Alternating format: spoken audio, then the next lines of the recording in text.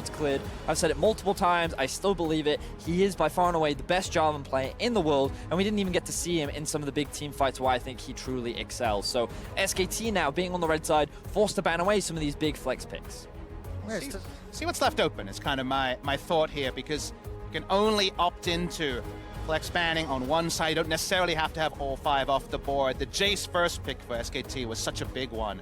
Second time they met, the Jace is very high priority because you kind of fall into double AP solo lanes a lot. So finding physical damage somewhere takes away the burden of the drafting in other roles. So SKT actually going to show that respect and take the Jace off the board rather. Akali, Sylas, Aurelia all up and available. What it's showcased so far is that SKT are fine giving away the Aurelia. We're actually even seeing the Kalista ban come out from the side of G2, I believe. Teddy yet to die on the champion purpose. Yet to die in 4 games, huge KDA on that one. Remember, it's a bit of a coverage to Tahm Kench as well, which is something that G2 have played around with.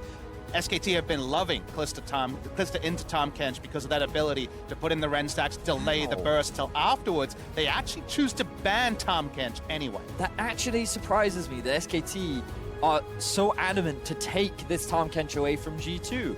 I feel like that given they are on the red side, you would expect G2 to prioritize one of the flex picks, and if they value it that much, they could have gone for it themselves, but they're actually just taking it off the board. Akali, Aurelia, Sylas, all open and available. Sylas and Akali locked in. Who gets it? That's going to be the interesting question. Ooh. Speaking of gets, the Rakan priority from Mada on the red side. Xayah Rakan has been Perks and Mickey's fallback duo when they're not going for Varus and Tahm Kench. So seeing this here is very, very interesting. Now, it could, of course, be ripped away. Kalista Rakan was a old duo before, but the Kalista's banned here. I don't know if Xayah will be preferred. And they're just taking a straight-up Draven. Okay, so my question was, okay, now that the Galio is gone, who's considered like a decent pick into the Xayah Rakan lane, where did G2 look to focus? Their immediate response is, well, we think the Morgana Black Shield is really strong against the Rakan, and we're going to pair it up with an even stronger laner in the form of the Draven. And it's intriguing because this started off in NA a year ago, maybe it's 2 years ago now, with Caitlyn Morgana against Xayah Rakan. It evolved into Varus Morgana when we saw at this tournament. The Draven is another level of aggression, and it tells me they just want to kill Mada every time he goes in. Just kill the Rakan with his very meager base stats. And the bright side for G2 this time around is they actually have priority in the bot lane. With the Draven Morgana, you should have early push. You should be able to win out on trades. The thing you have to show the most respect for is the potential enemy jungle ganks. And what we've noticed is that Rek'Sai has actually slipped its way all the way through the draft. So I wonder now if G2 look to target ban some of the junglers, or if their focus is on trying to mitigate some of the good matchups into a card. It's a G2 and SKT thing, I think. Point. It's definitely going to be jungle bans. So this means that some of those pocket picks, the Lee Sin, for example, is one you would imagine G2 is either going to leave up intentionally or have a very easy answer to. So given all of that, we'll see what direction we go, because we saw the Skarner finally come out yesterday. Got DeVlowers, of course, ecstatic about that. Good matchup, but it's something that I've kind of been calling for Jankos to lock in and Rek'Sai matchups earlier in this tournament. That's not something he's looked for. Hasn't yet, but let's see what happens as Lee Sin and Olaf are banned and removed from the pool. We're entering deep into phase 2 of the draft, and it's amazing what just a couple of days of preparation can do. Some big surprises already in the draft, and SK Telecom will remove that Aurelia, last of the big 3 flex picks. G2 Esports have 1 ban left remaining, and then SKT will most likely lock in a jungler, you would assume, if they have already had so many champions pinched from the pool. It's definitely what you're looking to do with this pick here, so you offer a true counter pick to either Faker or Khan. The risk you run now if you're SKT is you'd be kind of looking at something like a Sejuani, but against the Morgana that can be challenging, and against the Trundle is the big pick that I would be scared of. So the question is, how do they pivot? And right now they're looking at the Vi. Vi seems to provide the same level 6 power of a Nocturne, but can, as we saw, link up well. Pre-6, I believe Clid had multiple successful ganks before he even got access to the Assault and Battery. And now, with the Vi ripped away, do they fall back to the Sejuani you were mooting for SKT? Well, Vi went 2-0-9 when Clid played it in the group stage game, and to confirm, Sejuani is now locked in for G2 Esports. Wonder or Caps, who will get this Akali? We're going to find out once G2 lock in their final pick. Morgana, potential flex as well. Nico, banned, of course, in the first game of the tournament. Blue side, if I remember correctly, was banned. Going to be locked in here, so there's still a lot of ambiguity. Yep. The Nico, a multi-lane flex, but probably not in Perks' hands this game. Probably not. Expectations are that Caps and Wonder will be discussing which one takes the Nico and which one takes the Akali. Meanwhile, SKT now trying to round out their draft. Their expectations are that Caps will be in the Akali and they'll get the Sylas into that matchup, and they're kind of hovering over the Hecarim right now. So the Hecarim, very unlikely to get a priority matchup, but if you look down this lineup, Hecarim plus the Vi plus the Rakan, there is a huge target on Perks' back here. Multiple long-range and in some ways targeted engages to make sure Draven ain't catching no access. My only concern right now for SKT is a Vi ultimate into a Morgana Black Shield can be rather challenging to pull off. Yeah. But you then look at SKT with their draft. You have the Hecarim ultimate, you have the Vi ultimate, you have the We're Rakan stacking it, ultimate. baby. You know, like, and you have Sylas stealing away a Sejuani ultimate. Yes, Morgana Black Shield is good, but in a support position when it won't be that strong, easier to break. You're kind of SKT are like, as you say, Papa Smithy, they're just going to keep stacking CC until one of them land. Well, over in the LCK, Khan played the Hecarim twice and is undefeated this year on that power pony. And I think what I like about both of these team compositions is both of them have tools to go forward and end your opponents. So it's up to execution, it's up to early game decision making, and I want to see if G2 can clean up some of the decisions from their early game. This is going to be a really important game for G2. They want to equalize the series because with SKT coming in with such a convincing game one, momentum is in their back pocket, and G2 have to try and swing some of that back in their favor. And the shenanigans are gone for this one. This is much more standard in the draft phase. Hopefully that means we're competitive until the last breath. Ooh, okay, let's see what can happen now. G2 Esports, very serious looks on their faces. They are down 0-1 in the series after getting destroyed in the opening game. Now Perks on the Draven with the Klepto in the bot lane, 2 teleports on the side of G2, 2 on the side of SK Telecom. And the very first thing I want to draw our attention to is the Akali rune choices for Caps. The last time he played up against the Sylas, I believe it was against Jensen, and he showcased what he can do on this champion. Or it may have been, I remember he went up against the Sylas. Who played it? I can't quite recall. Point is, he goes for a Leandri's build second, and he grabs himself the Conqueror. His whole goal is to match up against the Sylas on a side lane and out DPS in like a sustained manner. And zooming out, what I want to draw attention to is the priority, the P word I'll say for this one, because we talked about how SKT had multiple priority lanes. They just kind of whacked G2 in the face with that really allowed that kind of earlier victory over the Sonataric. This game, SKT doesn't have that level of priority. You love the Nico into the Hecarim. Akali and Sylas actually gone both ways this tournament, but I think both of them have tools, so it'll be intriguing to watch. And outside of, if Zion Rakan can pull off shenanigans level 1, I think Draven and Morgana should have a lot of answers level 2 onwards. So on paper, a lot for Jankos to work with on the G2 side. Pretty excited to see the Hail of Blades on Teddy as well. Gives you a little bit more laning power because you get those feathers out that bit quicker, and then you can set up for the root much earlier on. So it just makes that early game a little bit better, especially against a Draven who's looking for early priority, as Papa Smithy was saying. Well, you mentioned Draven. Of course, the man on your screen there is not Perks' Draven. That is Nico. Wonder going up against Khan. This is one of the most anticipated matchups.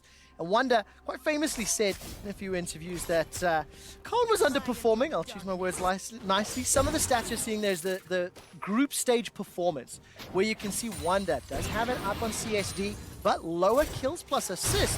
And surprisingly, Khan gets a lot of jungle proximity attention.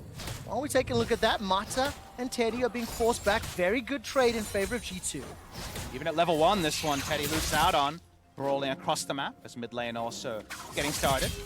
The Vi path always intriguing to see. Clid was super active on Vi in spite of her kind of level 6 reputation. So we'll see if any level 3-4 ganks from Clid can come to fruition.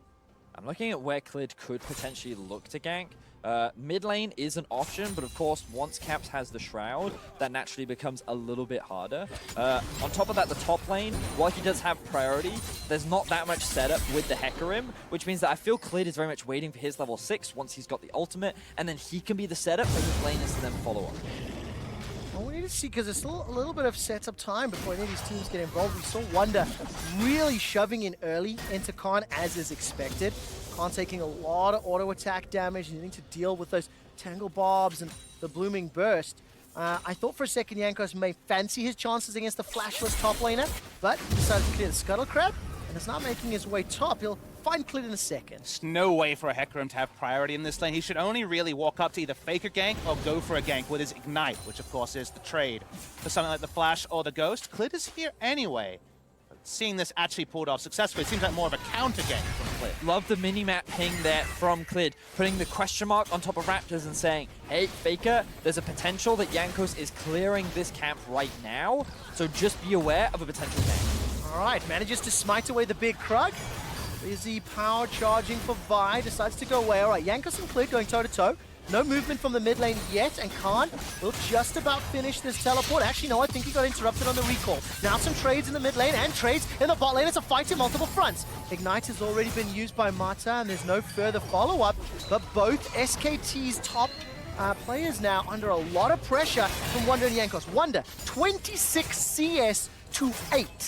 There's no way for Hecarim to interact. He's got about 300 effective range, so easily outranged by the Nico. Gonna take this opportunity for a back with items. The pain starts to lessen, but it's very much a sliding scale for this Hecarim. And while Wunder and Caps are actually doing very well in their respective lanes, building up pretty decent lane advantages, the bot lane is actually going in favor of Teddy and Mata as Khan forced a flash out from Wunder there. Yeah, devastating charge, deals so much damage. Teleport and Ignite used will get the Summoner spell, so it makes Nico a little bit more gankable the next few minutes. Mickey's gonna flash forward. The Dark Binding didn't connect. Black Shield is doing a lot of work though for Perks. Here comes Jankos. Teddy has already used the flash. Summoner heal still available to him. Gets caught up by the flail and the stun. Here comes the Fault Breaker. Clid jumps in, denting blows to Mickey's face. First blood is available. One more auto. Clid can't close the difference. Now Mata sitting on that flash still. Gotta be very careful. Those spinning axes doing work. Jankos gets the shield. Clid and Jankos trade lives 1-for-1. For once, Clid not on point with the flash and just hopelessly chasing for the auto attack that never comes. They do get a trade kill at the end, but it's overall a trade up for G2. It was a bit of a comedy of errors from both parts, multiple skill shots being missed there from both sides, and it actually started off with Mickey binding a minion rather than his intended target of Teddy. Following that, we saw the chase begin with Jankos' arrival, the counter gank from Clid, and keep your eyes on Mickey, binds the minion right there, can't quite get over, and a lot of damage comes out in favor of Teddy thanks to that Hail of Blades, but of course, he then uses his flash to try and get that kill onto Perks, and this is where we see this very close exchange. Meanwhile, Clid, they're trying to defensively move towards him, just awkward looking at that final order that would have killed Mickey. When he does pull away, he understands that the moment Sejuani turns on him, he's going to die because Perks and Mickey are under no more threat. It ends up being a trade kill overall. All right, as we come back into the game, G2 Esports are now up 1,300 gold. The kill was secured by Mickey, which means Perks on his Draven did not manage to cash in, but he has returned to lane with the BF sword versus Teddy sitting on the pickaxe, and SK Telecom using the back timing to their advantages will manage to pick up this Mountain Drake very early on. And given those priority lanes for G2, SKT need to find small ways to dissuade this game from being one-sided to G2 around the early game. So something like a Mountain Drake against the flow of the game is a nice pickup for them. So we see a bit of trading in the mid lane. Baker's got a Sejuani ultimate, which could be massive, and Clid is waiting in the background. I mean, if you add the Sedge ultimate and Assault and Battery, that is a ton of CC, and it looks like that's what Faker and Clid want to do. So keep your eyes on teleports. Caps' TP is up and ready to be channeled towards the bot side of the map, but Faker and Clid have managed to sneak in unawares. The pings are coming down. All right, the ward is just about to spot them. Perks with a very reactive flash. Mickey didn't have one available. Faker forced to use his own. That was a respect flash if ever I've seen one. No teleport channeled from Caps. He's going to extend a small CS lead in the mid lane as the laners move back. Also, by the way, Khan left top lane just in case. And Khan, we haven't mentioned this, but his all-in actually bought him the ability to walk up to the minion wave before he hit level 6 because he was able to blow the flash coming through from Nico. And now he's level 6 and can actually start to close the CS gap that was insane before. He has got the Ignite back up and is actually in a pretty decent position. You can see 400 is the only real goal gap. But look, Jankos in the bush. All right, he's going to find out. Clid get a lot of early damage. And Caps has already left the mid lane. Pop Blossom will not stun Khan. Devastating charge into the wall. Tower was not going to be enough. But here comes Caps. He's going to finish the teleports, and I think Khan will give the kill over to Wonder and gets the Summoner Spell trade advantage with the teleport. So now we're starting to see this Hecarim perk work very nicely up against the Nico as we see more trading in the bot lane, but nothing really going to come off the back of it. Beautiful stuff from Khan. Finding that solo kill onto Wonder, having this way back into the game is a much-needed advantage for SKT early on. And our general read of the comps is that if both sides are firing shots and being answered during the early game, it bodes well for SKT's big engage come team fight. So G2 really need to pull off a play like this where they're setting up for at minimum turret plays, if not a couple of kills. Extending that gold lead further, Papa Smithy. It's 2,200 gold before 10 minutes. That plate did fall, and Jankos is yet to leave the bottom quadrant of the map. Now starting the recall, may end up conceding his own blue buff. Would highly recommend viewers at home just keep your eyes on the minimap and just keep watching the pings, because SKT have such good awareness of where the enemy players are. They're pinging out the Morgana, who's not on vision. They keep a good track of Jankos, so they avoid it. The only time they've been caught up so far is when he actually came through the lane towards the bottom side of the map, and Clid couldn't quite respond in time. So it feels like SKT are just kind of reading G2 very well in these early stages of the game. All right, Clid is waiting for a potential all-in from Wonder. Wonder's Pop Blossom is 2 seconds away, and Flash as well. Here comes Faker too. Jankos is sitting waiting in wings. Pop Blossom comes on, buys some time. Jankos comes in with the ulti. That's a first, but there's a reply already. Clid gets onto the Assault and Battery. Now Jankos trying to put some damage back. Whirling Death will not find its target as he was angled under the tower. A 1-for-1 trade. But it's SKT that had to move first. Look at the minimap, look at the vision. I think G2 are going to be okay with that. It's just so addictive to watch the cavalry coming on the minimap. Sometimes I catch myself minimap watching when there's action on the main screen, because there was 2 people to outnumber the 3 that was sent by SKT, but the decisiveness only ends up with a trade of 1-for-1. So a lot of tools used, but an overlapping trade. Yeah, absolutely the case. We can see their Caps, by the way, getting a lot of damage onto that mid turret plate, extending the gold lead even further. And I just want to draw your attention to some stats as we crest to the 10-minute mark. I'll do it after the replay. So here we see Wonder landing a really good route onto Khan and utilizing this as an advantage to actually go for the all-in with Jankos right behind him. I don't think he was going to escape, because we can see the Aftershock actually securing the kill from the side of Clid, and the arrival of Faker meant that he was surely going to die, but in a situation that should have been a 1 versus 3, ends up being a 1-for-1, so G2 can be quite happy with that. Now, I wonder if these lane assignments will stay. I'm keeping my eyes on where Faker's going. The Shroud comes down from Caps. He could have killed him there, but unfortunately he had no information of where Clid was or where Faker was. So he decided not to go for the commit. We're just happy with those small skirmishes, and we're now back to base. And actually the health trades, when you have double Conqueror and also the Spirit of Dread from the Hecarim, can actually be pretty supreme with the burst damage that both Akali and Hecarim can do. So we're seeing flexible lane assignments. They do eventually settle on returning Sylas to the mid. All right, so Wonder is still up 20 CS. I can see Jankos waiting in the wings. That's a flash forward from Clid. The Assault and Battery finds his target. Perks has got no flash available. The stopwatch buys so much time, and the 2v3 is being turned around. Feathers will not find a route. Flash away from Teddy. He stays alive and avoids Dark Binding, but look at Faker. He's come down from the river, and this time no one dies. Beautifully well played from the side of G2. Mickey with a quick responsive flash to get the Black Shield on. Enables Perks to walk away from the charm from Mata, and actually being a heavily favored trade for G2. All right, good trade here. The started with Caps being in Fog of War. He's holding on to perfect execution, but Clid is waiting nearby, and that's a good, advantageous health trade.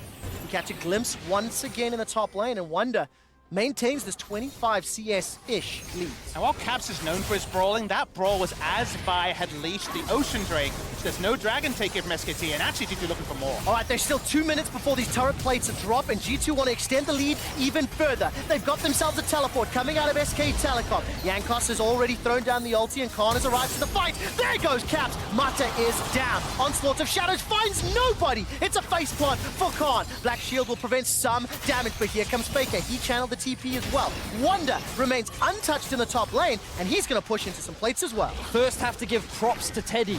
In that that situation, he focused on clearing the minion wave rather than going for the fight. You saw how difficult it was for G2 to actually set up that dive because they had no wave to play with. So he bought just enough time to almost turn that in SKT's favor. And that was with SKT using a lot of resources to try to turn it around and getting nothing. So overall ends up with Wonder getting some free time and maybe a turret plate. The Rift Herald goes to the way of SKT, but the only kill to G2. So keep your eyes on what Teddy does here. He throws out all these feathers, he's going to pull them back in, and unfortunately, he's just, due to the passive nature of how his feathers work, he's just clearing this wave, clearing this wave. Now, Jankos' ult comes through, G2 no longer have a wave to play around, but Captain's like, you know what, I've had enough of this, I need a kill, and they're looking for more. Oh, they are indeed. G2 Esports have got a number of plates already with less than a minute to go. It's a 3,000 gold lead, almost the inverse of the previous game.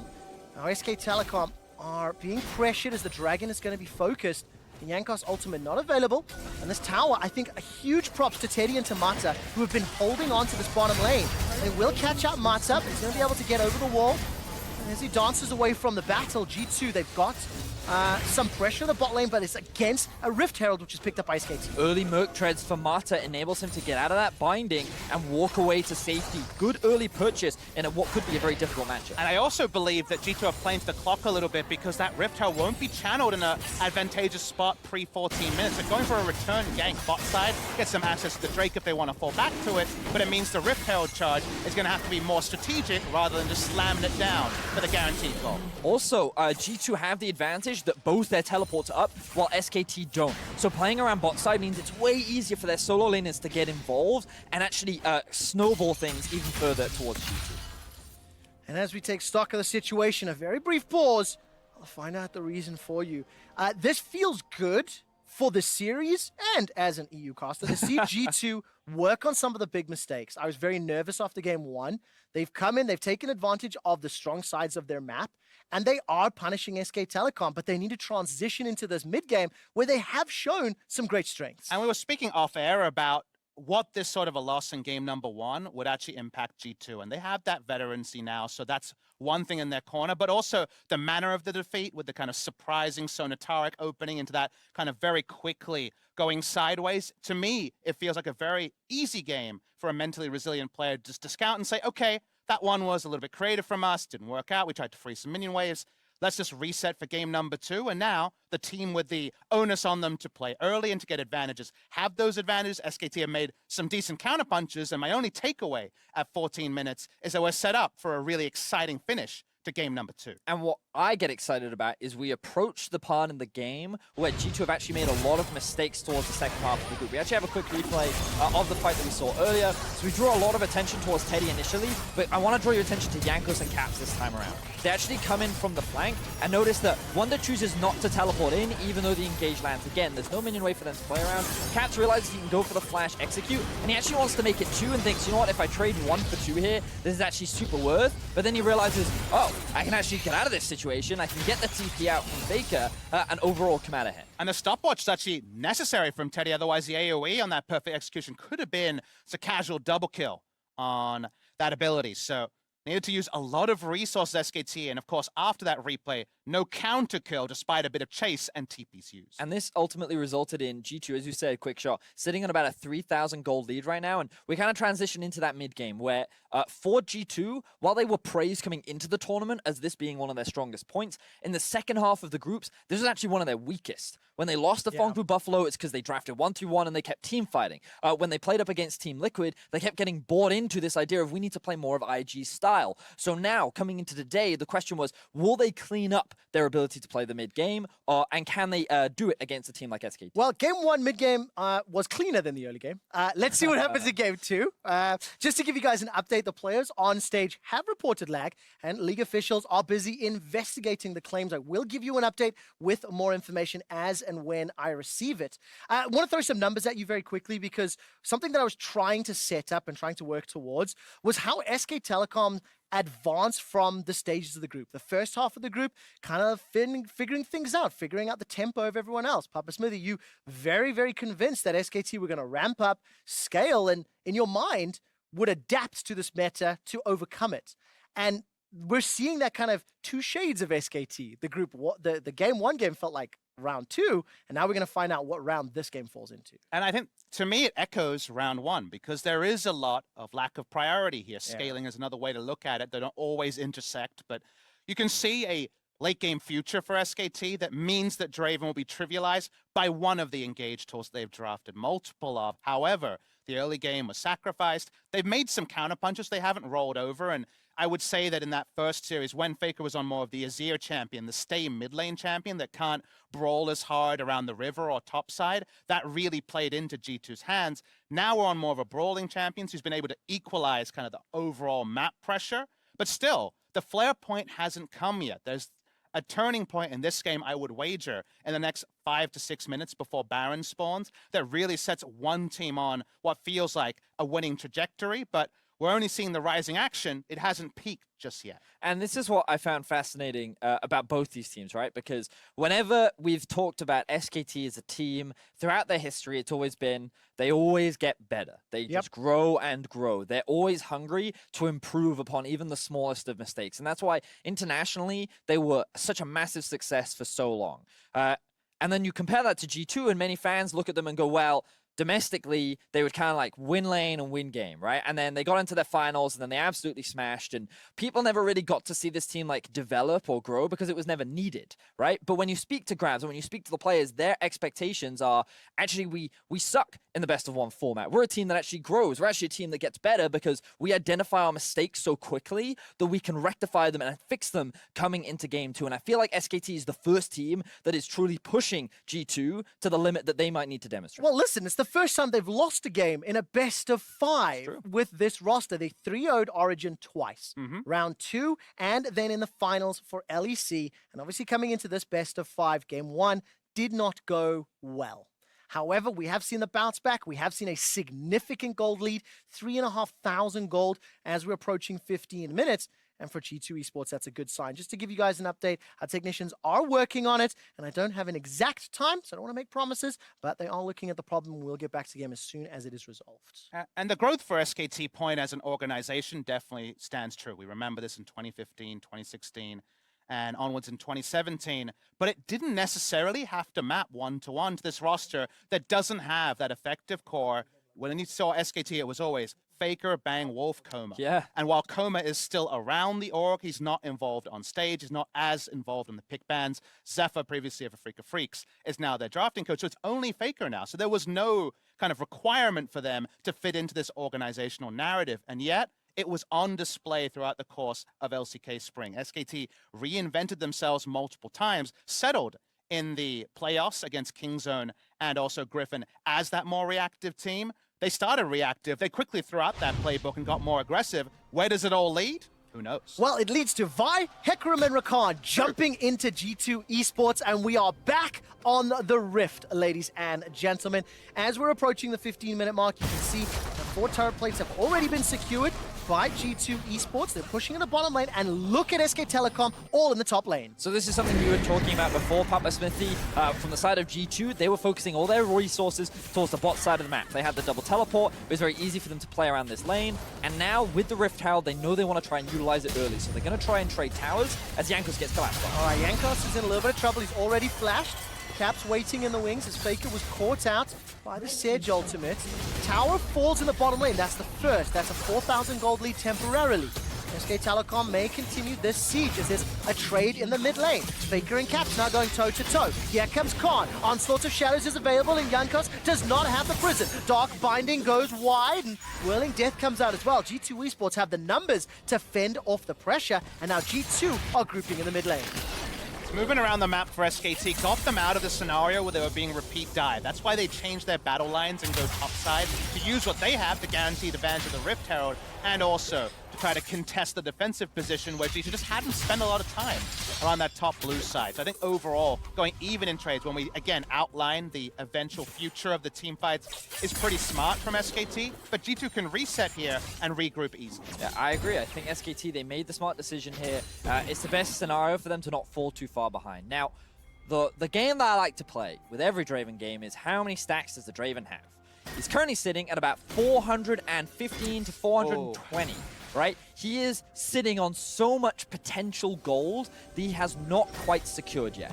And that could be the moment that you were talking about, Papa Smithy, that one defining point in the next couple of minutes that could swing this game in either direction. And that's kind of the moment that I look to give confidence that this 3,000 gold lead can accelerate further. You cannot deny the pick or the team fight power that SK Telecom have available to them. Ocean Drake will be up in about 2.5, maybe 3 minutes. Baron a little bit after that, but both teams pretty content just pushing out these waves, and nobody's really pushing deep into enemy territory.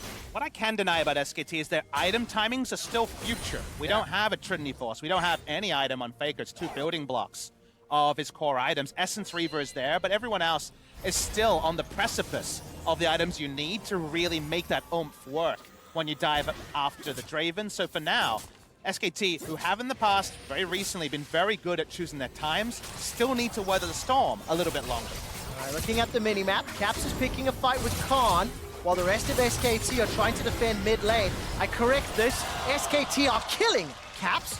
He simply bit off more than he could chew and got collapsed. Now the goal here for Caps, what I imagine, is that he saw that they had pressure in mid lane, so he assumed that they could push bot. And if 3 members show up bot, then maybe he can trade it for a tower in mid. Unfortunately, that wasn't the case because G2 lost their minion wave, which means that he was ultimately overextended in the bot lane, and it was an easy kill picked up from the side of SKT. And that engage range that will work against Draven in a teamfight coming out of Fog of War is also going to be very, very strong. So he's able to get that pick there. Facing onto Teddy, doesn't get bound.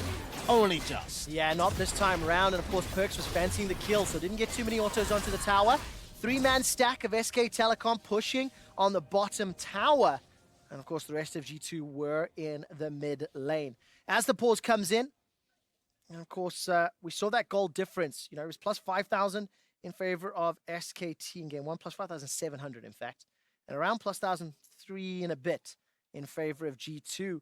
But they are playing the pressure game, and SKT have some good answers. But this immediate game state, where on the Rift they'll soon have an Akali with Gunblade, a Draven with Bloodthirst, a Boots 2, and another BF sword, compared to, as we were noting, the constituent parts of big items, actually suits G2 to never let up pressure, because you don't actually want SKT to shop. Yes, on their next shop they'll be stronger, but if you force them into a bad shop timing, then suddenly you get ward supremacy about something. Maybe you get an objective somewhere on the map. They are very much behooved for now to make this current game state last as long as they can. Yeah, and I actually wonder, I kind of look at the scaling for both sides, and like both Xayah and Draven scale pretty well, but of course Draven always has that advantage of the empowered auto attacks that he does get from his spinning axes. You then kind of compare and contrast the Akali versus the Sylas, who offers more value in a team fight. Surely it comes down to execution, because it's about which ultimates can you steal. Can you land your skill shots? Can you dive onto the backline? And then Nico versus Hecarim. Sure, Hecarim offers a lot more utility, but does the Nico not offer more damage? And so like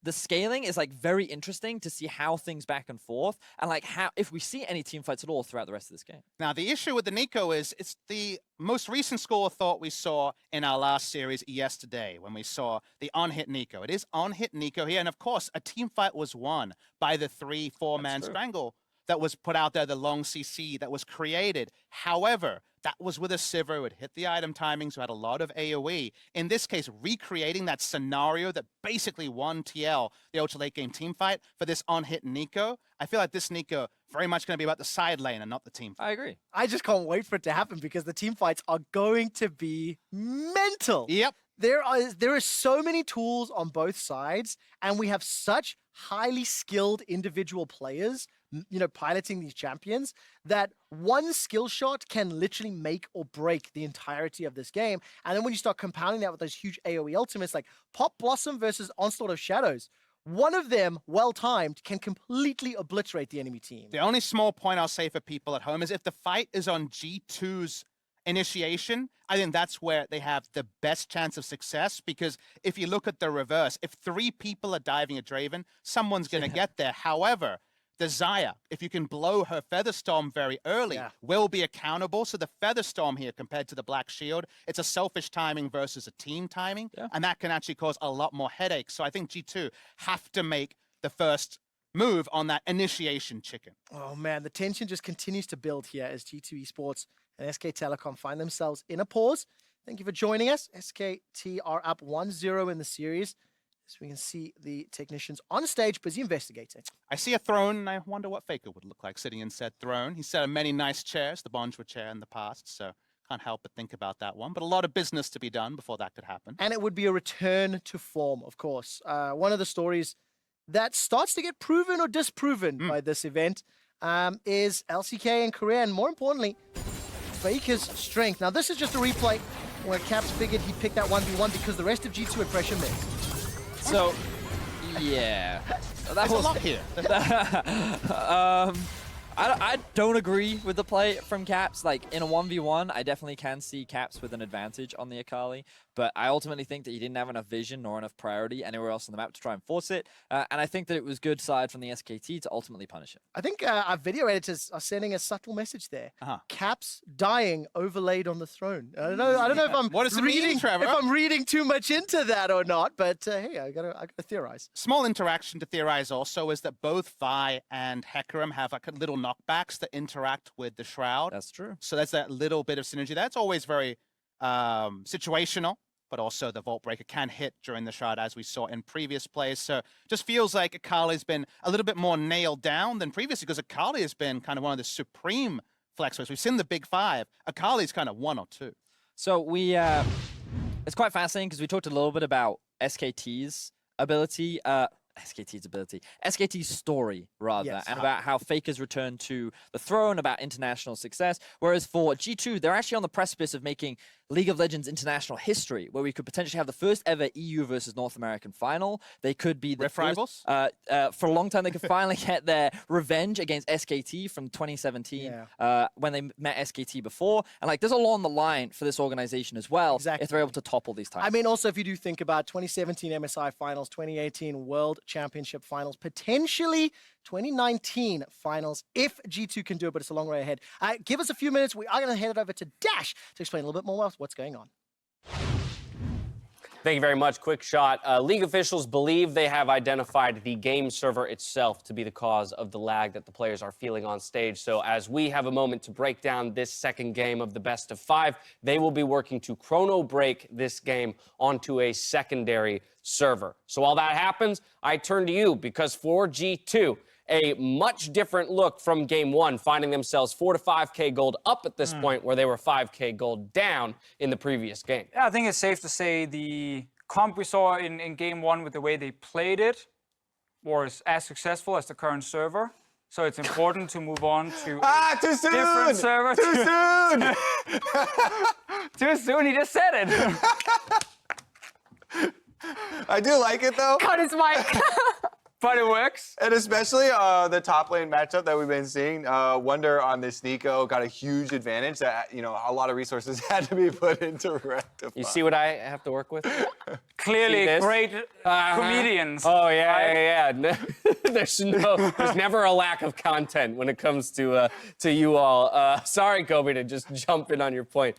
But let's continue down the line. I mean, totally different looks for both squads. We got the Sonateric out. We have some more.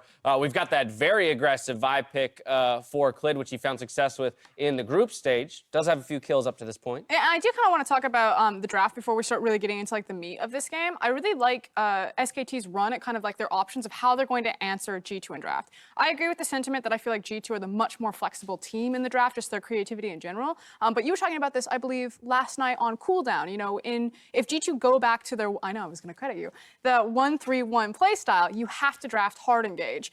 So things like having the Vi, having the Rakan, even if you get a good flanking position with the Hecarim, I think SKT are recognizing that G2 want to play to those side lanes and making sure that they have a full arsenal to deal with it. But that's why Morgana is so important. And if G2 win this game, I think suddenly you're going to start to see this tournament meta really revolve around getting that Morgana and that Tahm Kench away from them, because these are two big picks that can make sure that they have 1-3-1 access. Yeah, I mean, definitely agree on Morgana being super important. I think Draven is also very good against things like Rakan. He dashes at you, you can knock him out of the dash, and you can basically kill him in 2 shots in the late game, right? So there's a lot of good answers I actually feel for G2 late game when it comes to killing the engage. Because also we know that, you know, a Vi and a Hecarim, they will not get that tanky compared, or they'll not get tanky enough for Draven to be in a situation where you can't actually kill them. We got it out there. Yeah, at the end. we got there. They'll be tankier than the Rakan. Yes, that's it. Not tanky enough, however. I want to talk about the Akali pick, which I actually think will be the MVP pick. I need Caps to obviously not run to a side lane when he has no prio anywhere and just die to the Hecarim and Vi, because that's not needed. But I think late game, they can't kill him. And then he will eventually just take down the entire enemy team. Definitely a high priority pick for Caps throughout the tournament. Again, at the top of the day, we were talking about flex picks. I know we focused in on Ryze and Pyke, but for these two squads, I think more so than, say, Team Liquid yesterday in their series, these flex picks will be more relevant to this best of 5 overall. I want Kobe to talk about Vi, though. Why is Vi good in this comp? Vi is James great. leans forward. Crossguard touched on it, right? It's the hard engage, and it is the point and click hard engage. If G2 are going to try and split the map, right? They should continue to try and split, keep the pressure up on multiple points. Then that multiple forms of engage with Hecarim and Vi, both of them are unstoppable engages. That is your goal. I'm not saying that is an easy task against a Black Shield and an Akali and a Nico, but that is the point. I agree. Big agree. Thank you very much, Deficio. Receiving word that we have about 10 to 15 more minutes probably before we end up back in game. So just to let you at home know, the players will be allowed to leave the stage, return to their ready rooms, and have any necessary discussions there. So maybe perhaps that's where I'd like to go next, which is, oftentimes you don't get 10 to 15 minutes to discuss the current game state and where you want to go from there. And that's an interesting way to look at where this game is at. And I would take G2's perspective, and where they want to go is get this cash in for Draven.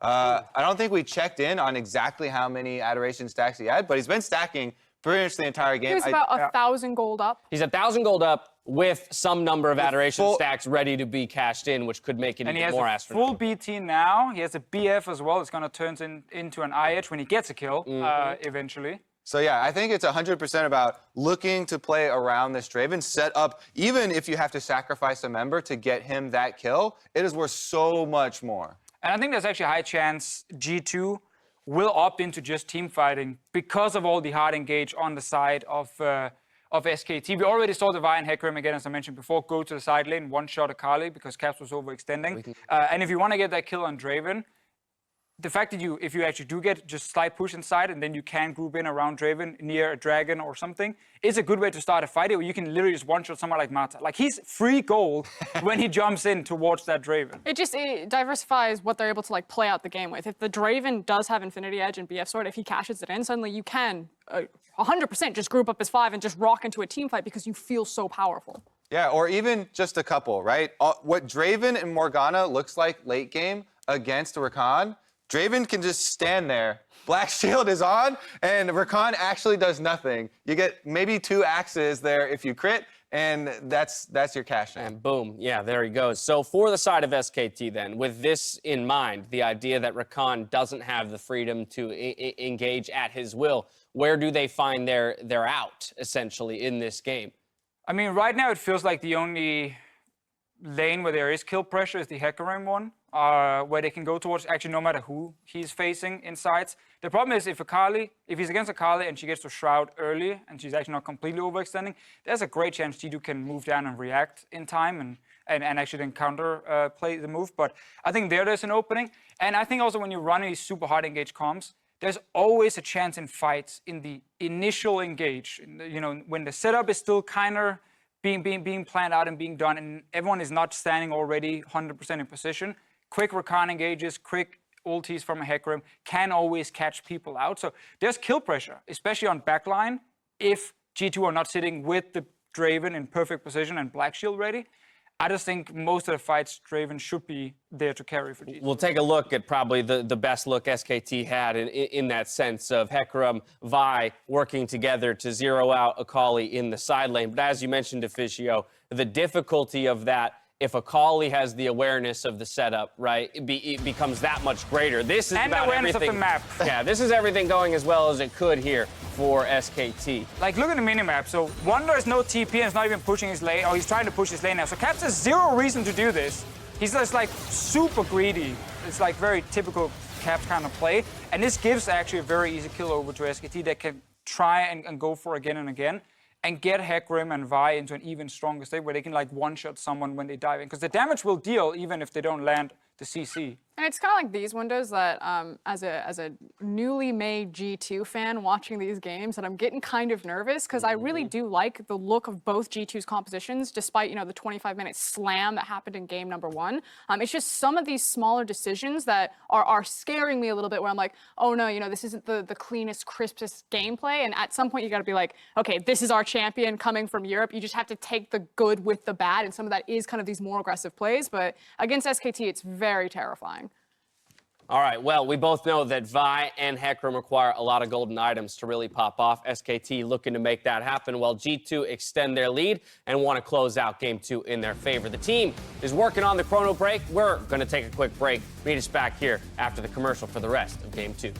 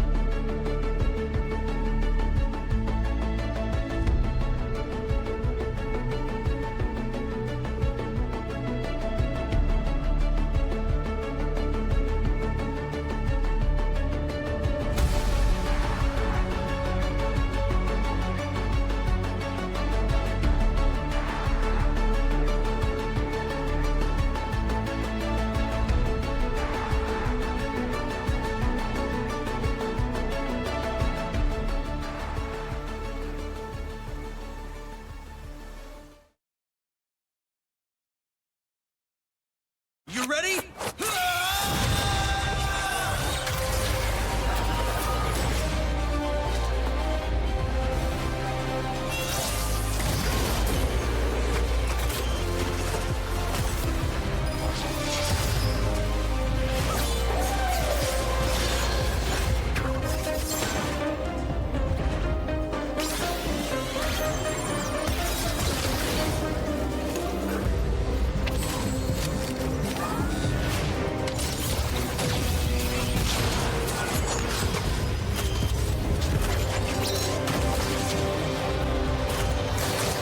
Here goes everything!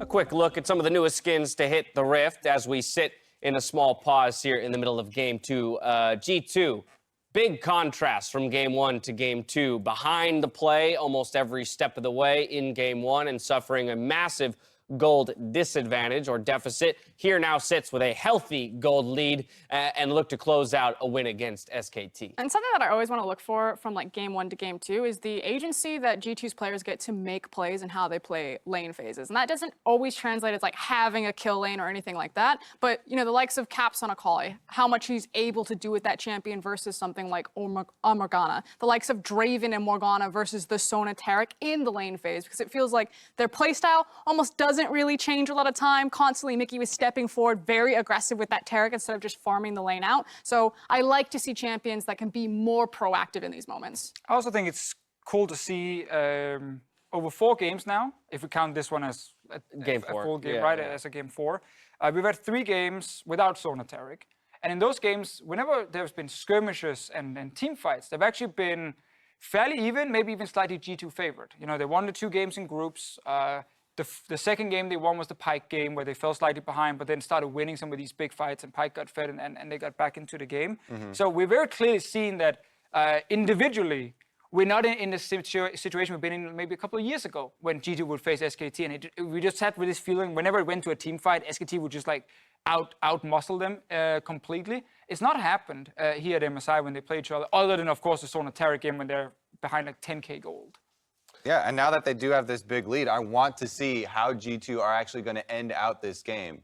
Because this is very important for the best of 5. The Draven will get a kill, and he will one-shot turrets. But doesn't it say something, the fact that we've seen G2 have such incredible games against SKT in groups, and we're still like, but can they close it out? Because there's always just this giant looming SKT brand that everyone just like must bow down to. But I think what's interesting too is I just received a bit of information I'm sure some people will just enjoy. A behind the scenes look we don't normally get to see is that while I did mention the players were removed from the stage and allowed to go back to their ready rooms, they have not been allowed to reconvene with their coaches or strategic staff. And so still isolating the players and their voices here to kind of preserve, you know, the integrity of how they believe they should play out the game. And so again, I kind of return to that question of, you know, from this game state, it rests on those 5 players to identify how they end up winning it. I'm really glad to hear that, because oftentimes one of the interesting discussions that comes up, and people always ask us on Twitter, and fans are like, what if in competitive games, if you had the coach on headset for the whole game? And my answer is always, like, that completely changes League of Legends. So much of the game is in decision-making and deciding in-game amongst your team how your strategy is going to unfold for ending out games like this. So keeping the coaches separate, I think, is critical. Right, and deciding with imperfect information, right? Again, I think it's an interesting contrast even just between the position we find ourselves in as analysts and viewers to what the players themselves are working with. And you can kind of see this, especially in the LEC. There are certain teams that we call like playbook teams, where they have their set win conditions and nothing deviates from that. And they'll run the same play every single time. I think Splice really comes to mind, where they're great at setup, but they're not great at finding these creative plays on the fly. G2 are excellent at kind of problem solving and figuring out the Rubik's Cube in a game of, this is the different information that's coming in. What do we now do with this information to change our game plan? And that's kind of one of these key differences in when you have these players like Caps on the Rift that can help lead these charges. And I can say this is actually one of my favorite things about working with the team.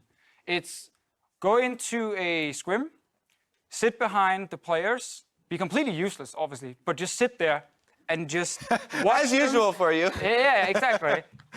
Watch how they're communicating, tapping around what's happening, and then also just executing these, different combos that you have to do as a professional player against another professional player. And it's so crazy to put yourself in that situation when you were just watching from the outside of like, oh, why didn't they do this? Why didn't they go here? Well, they had to decide this while they were also busy doing this thing because they had to fight this guy or be ready for something else happening. Also, by the way, he didn't have info of this thing that we have because we're seeing from up here. And I absolutely love it. Like, I love just sitting there, just being like, yes, keep going, this is great. No, I actually totally understand that, because for the 6 months before I moved into the host position, I was a ref on the LCS. So you got to do I had the privilege of standing behind all of these pros in an actual game moment and listen to their comms live about how they would problem solve, break down, this is the information we have, therefore this is the decision we're going to make. And and just as easily, I could then go look at, the stream and go, oh, had they known this bit of information, they probably would not have made that decision. But it highlighted for me, the intensity of the moment, the imperfectness of a game of League of Legends, and really narrowed in on this split-second decision-making. It really is reduced to that amount of time. But also, what is a right and wrong decision in a game where there is no clear rule for how you have to play it? Like, in the moment, you feel my champion will deal more damage than his champion.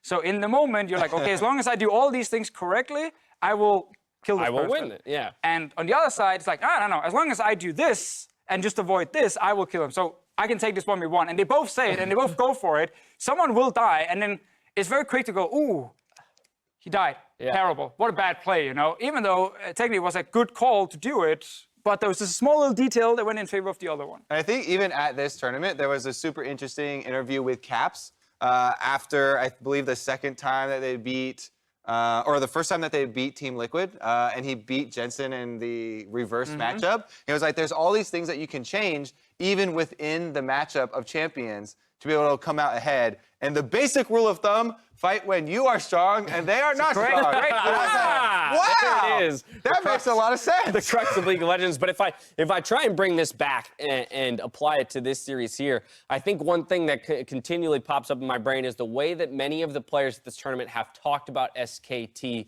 as an organization and a team, in that they are so great at minimizing mistakes, right? And so eliminating those opportunities in the split second for something to go wrong, safeguarding themselves against everything that can go wrong. So the real question is, for G2, can you either exploit that or can you force them to make more mistakes than they normally would? I think the thing is again, it's changing the rule book. You have such a massive experience between Faker and Mata, and I did have questions about, what was Khan's international appearance or international state going to be like again, because it feels like he keeps coming up to these big stages and it's not quite the calm that you want to see. What is Clid going to look like internationally? Like, this is his first big appearance on a stage. He could just completely choke and fall off, but the fact that you have an MVP performance from your brand new jungler, that Khan is having a solid tournament, and then Mata and Faker, you have them as like your ground, it feels like everything really came together for SKT, and they're continuing to develop. In terms of how do you break that fortitude, that's why it always feels like it's going to go to Game 5 if you beat SKT. I would be shocked if you would be ever able to beat SKT before then, just because of that collective experience to reset after hard games, to ground it. And I mean, I guess I say that after Samsung like 3-0'd SKT when they finally did fall, but... We all forgot about that. Yeah. We only think about last year's Worlds. A bit more info on the chrono break itself. Typically when these happened, the game is brought back to a dead ball state, typically because it is used in response to a bug occurring. As this was not the result of a bug itself, we will be returning the game to the exact moment in which it was paused, which is 17:54 game time. So again, just an interesting piece of information to consider when these players are coming right back into the precise moment that they were already in, not having, maybe 5 to 10 seconds of lead time with some understanding of what was going to transpire on the map. Yeah, I mean, I've talked to a lot of the players that have had to sit through situations like this, and one of the biggest things is remembering all the information that you're holding in your head at that time. Because there's so much information that you hold in your head while you're playing a game, keeping track of every member of the enemy team on the minimap, cooldowns of flashes and stuff like that. So sometimes you'll see a team come out with a play immediately out of the pause, and you're like,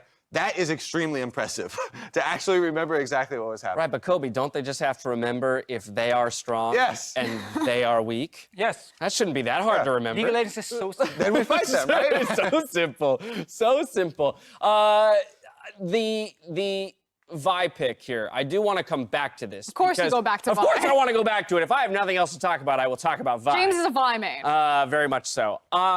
I think it is interesting to see Clid go for this. Obviously, they found success with it in the group stages, but he is still the only player, remaining in the tournament here in the knockouts that even reached, for this pick in general. And so I'm wondering, in a sense, why it is that SKT sees value in the pick, one, And then 2, enough value in the pick where other teams don't, that they are willing to pick it here and believe that it can be the difference maker. Can I tag on another question? Yeah. And I really want to direct this towards Kobe, our jungle expert.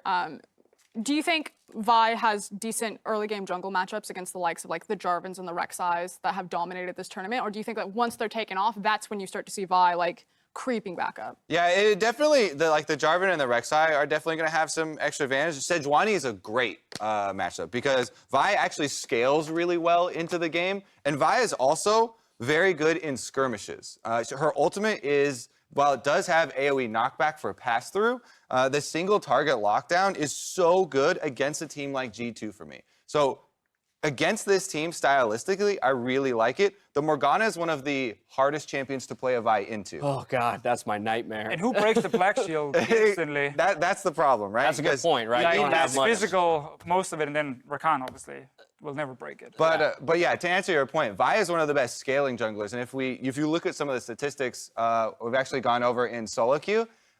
She has one of the highest scaling win rates, actually the highest currently in solo queue right now. As the game goes on for junglers. You can see the players making their way back to the stage just now, which means we are narrowing in towards a resume on this game. Caps' dad, always there out in the crowd to show his so support for lovely. the G2 army. He's actually the nicest He's person. so nice. He's like at almost every single show as well, and he's like such a friendly guy to like every single team. Apple doesn't fall far from the tree there. One of the smiliest parents and one of the My smiliest mom met him players as there. in well. Caps. She absolutely loves him because they were both down there. Deficio's mom approved. Yeah, they were down there watching their sons. I'm taking my mom sitting next to me because I wasn't playing right, but Caps was achieving great things as a player, and I was just kind of there. I'm so ready for this sitcom. Just like You my know? parents. But then we actually beat G2 at a time when my mom was there, and then she met Cap's Deficio, dad come on, after. you gotta stop hanging on. my mom One won. time you beat G2. The one window. And he's like, yeah, my mom was won. there. I gotta find a We way to beat G2 insert that this. week. Did you know that one time we beat G2? We did beat G2 when they were undefeated. Please tell me she did not show up for any of playoffs. She did not show up for any of the playoffs. When she showed up, we won. Okay, yeah, fair So- enough. Oh my goodness. It is a lengthy pause. Of course, we have talked about this in the past. For players, not only is it about holding on to the game state and the important information and strategically what you're going to do next, there is also the wear and tear of endurance here, of just being high energy, being on in the moment that these players are going to have to deal with many more games on the horizon. I actually wanted to flip back to this idea of, because we were just talking about the Origin 06. I thought it was my mom. Oh, no, no. Right. Lovely woman. Let's talk more about Deficio losing. No, but the idea of, on the back half of the LEC split, G2 were dropping all of these games. There were question marks heading onto them into the playoffs, is this actual weakness? And we kind of saw the exact same mirror here in the group stage where they start out very strong, they're super dominant, and then it starts to teeter off. But then it feels like I was given this hope that because of G2's form, when we did finally see them in the LEC gauntlet, of going the same kind of hope heading into this best of 5. And so I just have this gut feeling that despite the fact that it went from kind of crazy creative picks of the Sonateric to now a more standard game with a Draven Morgana, that there's probably some spicy meatballs that are still left over for G2 to pull out in this best of 5, because that's like the tape that I have of when they were last kind of in this situation of this big break where they were falling off. You could say there's these weaknesses, we figured them out. They always throw a curve. I mean, very typical of a best of 5, right? You kind of want to wait until you're forced to show your hand in some sense around what else you have left in the tank. Because, hey, if you can skate through your semifinal without showing that stuff, you're that much more or better positioned for your next series against TL. Sure, it's also very important to highlight that G2 are not the kind of team to pick something weird just to do it. Right. Like, they are actually waiting for certain picks from the other team in these drafts before they lock it in. Like, the Pyke was very clearly there against the Jace when that got locked in. And who knows, maybe Jace got locked in game 1 against them. They were done Pyke already there. But they're not a cheese team by any means. They just have a lot of freedom. And that's kind of thing that's great about G2 is discipline is not necessarily the thing that's valued the highest compared to creativity and, let's say, a bit more freedom and looseness in the way you're approaching the game, which also means sometimes there will be games where we just sit there and go, why are you guys all doing this? Like, this is so weird. But that's what you get with this kind of style. You get some great things from time to time, but you will also get inconsistencies, same like IG. Well, circumstance means everything for these teams, and the circumstance right now is that G2 finds themselves well ahead of SKT in Game 2. The game is almost ready to go, so we're going to head back to the casters to get us prepped. Thank you very much, Dash, and the rest of the analysts. As a quick update, as you mentioned, the game is almost ready. We'll be loading back in at 17 minutes and 54 seconds, where G2 Esports is in the lead. We've already talked about how the league officials kept the 5 players away from their coaches and analysts to protect the integrity of the game. Something else that we've just learned is as the players are on stage, they will be allowed to watch the last 30 seconds of gameplay that led up to the pause, refresh their memories, allow them to come back into this game with a little bit more context, and we can continue playing from roughly 18 minutes. And I think that's just experience from all the previous times that we've had similar issues kind of blending in. Like Kobe was mentioning, the potential to get frazzled and miss out on those things like cooldowns and all the things you'd be tracking in and of the moment. So it should mean that when the game gets going, you don't have to go for any truce backs. You can recreate the decisions you wanted to make at that moment. And that's what I really, really like about this additional insight into the problem-solving side of live games. Now, let's turn our attention back to the game. As I've already mentioned, G2 Esports up roughly 4,000 gold. Once we get back in, they've had a pretty strong early game. They've been pretty proactive.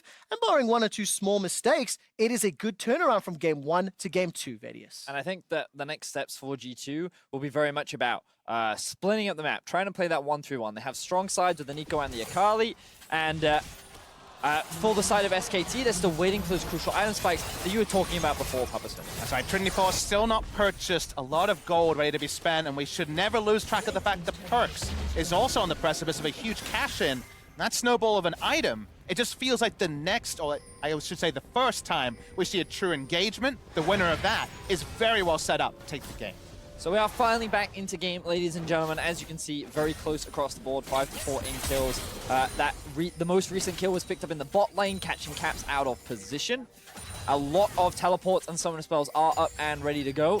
So it's only a matter of time before we see that next thing. I want to talk about that Caps death on the right-hand lane, because that will be his 7th isolated death. As far as the MSI group stage has gone, but I won't get a chance to, as there is going to be an engagement in the mid lane. Mickey's forced to flash defensively as the Black Shield's already been used. Jankos has already thrown out that ultimate. Just to go back, the tower will still stand. And just to mention, Caps obviously getting caught out and punished. He felt he had a little bit more breathing room. And those are the types of mistakes you've got to be very, very careful with at this level of play. SKT unable to find the kill on that engage. The breathing room is at a very low level. We saw, for example, the Black Shield used on Perks, meaning that Mickey had flash. Mickey had flashes. All right, that's a very big engagement. The Assaulted Battery comes down. Caps is caught out and killed where he stands. Now, the Dragon is still being focused and secured. A kill for a Dragon is sometimes worth, but look at the Pop Blossom. Faker stole that one. He's already found another onto Mickey. Mickey used the flash earlier. A Dragon for 2 kills is a bit more controversial. That was ultimately a massive mistake from Caps. He tried to clear out a ward where he did not have priority. The rest of SKT had regrouped behind their tower. G2 members were on the Drake, and SKT now utilized this window to secure themselves 2 kills, a mid-tier 1, and close that gold gap. And Vedius was a bit of an unforced error, because remember, we saw the Morgana being forced to flash because they didn't have vision around the bot side river just a moment earlier. So it should have been 1+1, and that area would also be one where he could potentially be taken down. So the flow-on effect is a lot more immediate gold injected onto SKT, and the map state reversed a bit.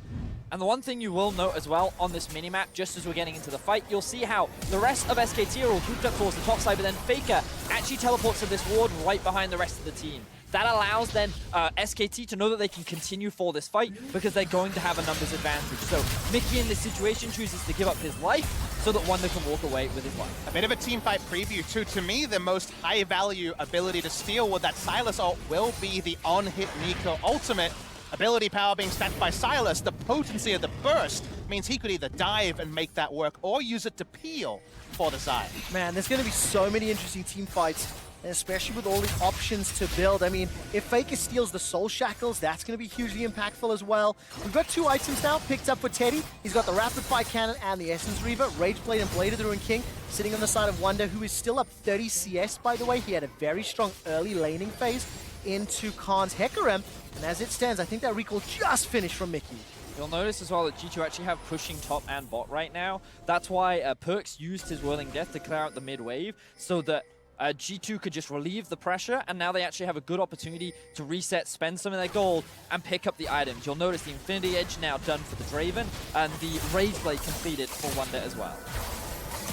A little bit of an exchange here. Caps has already used the perfect execution. Goes all the way back in with the flip. 5-point strike. Picks up a kill into Mata. Now Jankos looking for the stun. That's a double kill for Caps. He flashes over the wall. But here comes Khan. Charges into him for devastating effect. Khan takes down Caps as the mid lane tower is being focused. Protobell from Faker just to clear the wave. Dark Binding will connect onto Khan. And he gets taken down. On hit Nico running amok. G2 Esports wait for the minion line to conga in, and they might get some more damage on the tower. And remember what we just talked about. G2 had priority on the side lanes. So the moment SKT split up to go and control it, that is when G2 strike. They found another pit. Mickey fires the Dark Binding from out of vision, and Faker is caught out. Another tower and a gigantic lead for G2. And these decisive picks are reminiscent of what we saw in the Pike game that G2 turned around. Speaking of... All right, he's going to flash over, get caught out by the Vi ultimate, throws out the stand aside. Dark Shield, or Black Shield rather, will help out. The Summoner spell blown, and 005, no license to kill for Perks yet, waiting to cash in on that Draven passive. And it's stacking up bigger and bigger. The gold lead overall is 5,000 gold, and the swing would be insane if Perks was to pick up a kill. SKT had just found some picks to slow down G2's advance, but that slowing down was very short-lived. And this is one of those situations where Caps' sacrifice was definitely worth it for G2. Trading a 2-for-1 and taking out the bot lane enabled so much control for G2 to then push in towards SKT's half of the map, and now they're the ones playing on the back foot. So you can see here, Caps utilizing the ultimate to close the gap, and then he's diving onto the duo. Now, we were talking about how if G2 opened up with an aggressive play, that would really behoove them at this point.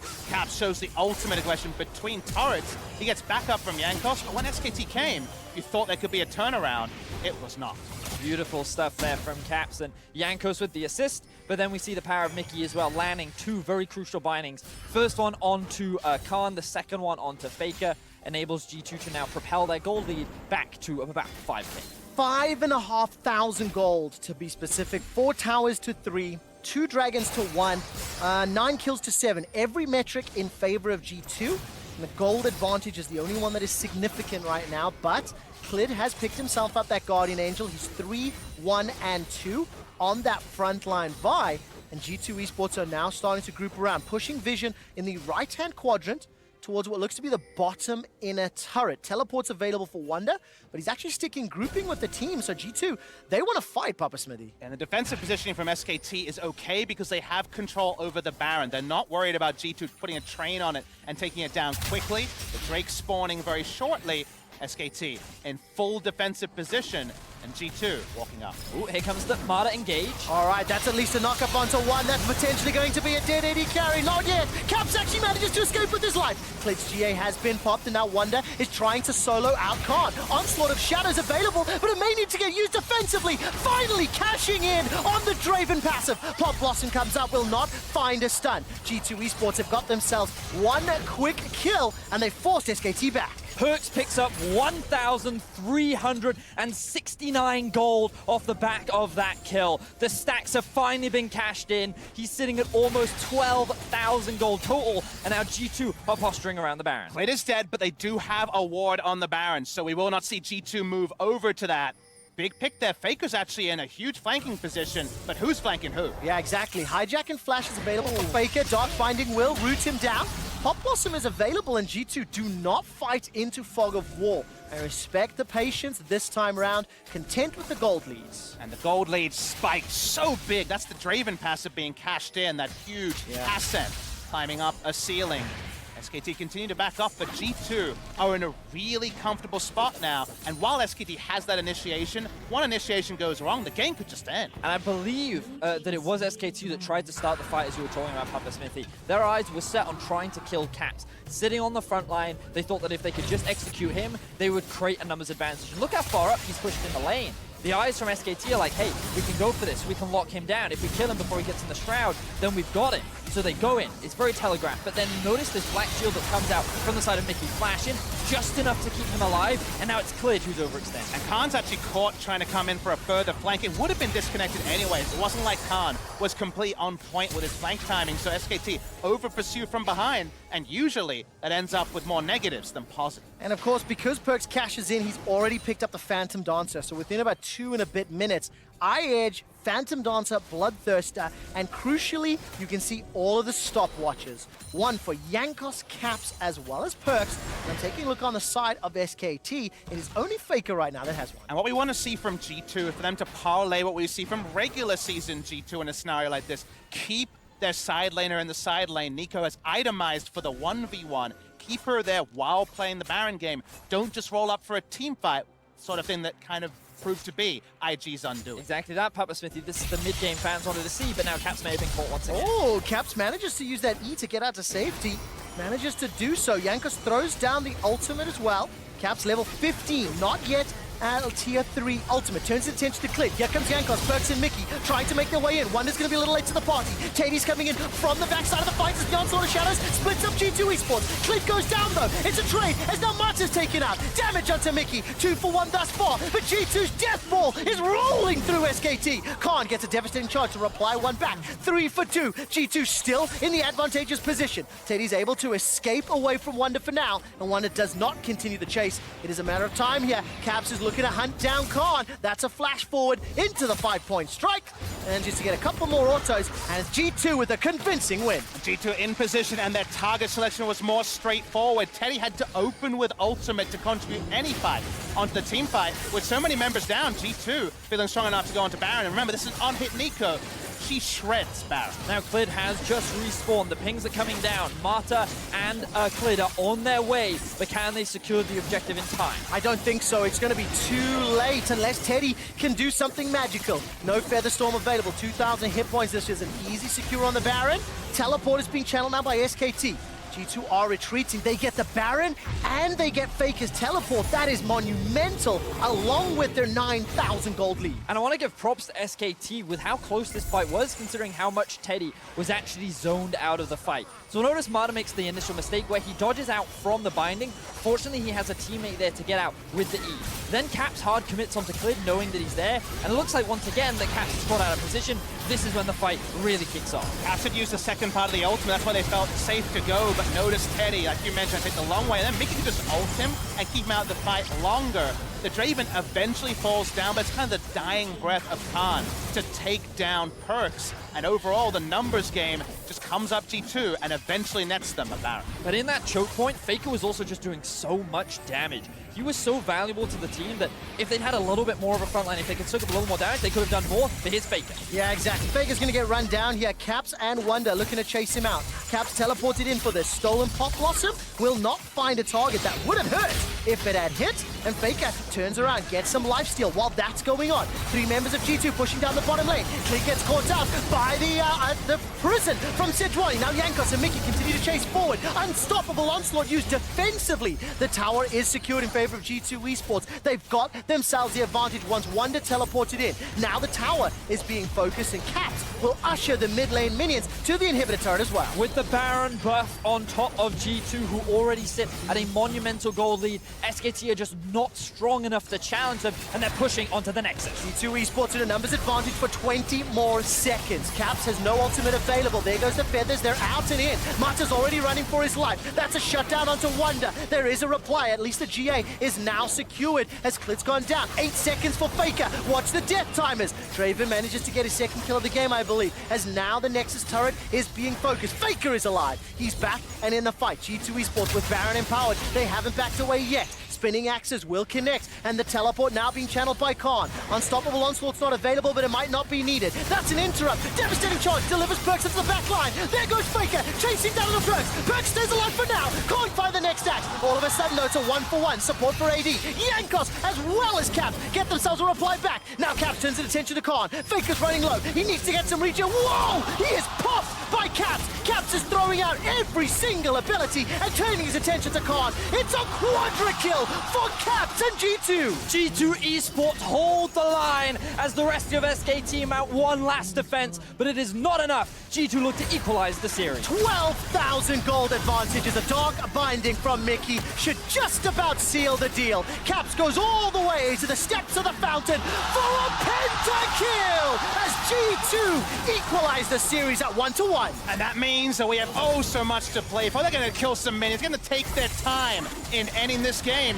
G2 Esports come out, they're bold, and they deserve their victory. And the first pentakill of the mid-season invitational 2019 lands in Caps' back pockets. Wonder got one earlier as well. There we go. Stats fed me that. That's right, and then lost the game. He did lose the game. 2 pentakills for G2. There we go. Nailed it. The one thing I did like, G2's mid-game. Decisive, proactive, and